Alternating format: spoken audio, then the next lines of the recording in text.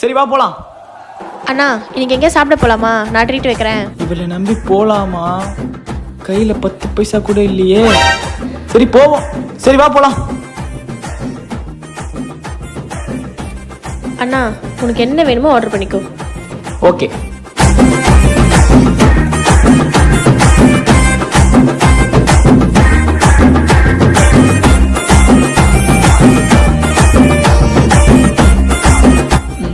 போலாமா? இதோ பேமெண்ட் பண்ணிட்டு போயிடலாண்ணே. ஐயோ என்ன தேடுறா? என்ன பண்ற? அண்ணே காசை காணோண்ணே. இது காசா காணுமா? Sir bill. ஏய் 440 ரூபாடி பில்லு. என்ன பண்ண போற? தெரியலையே, என்னென்ன பண்றது? சரி நீ வீட்டுக்கு போ.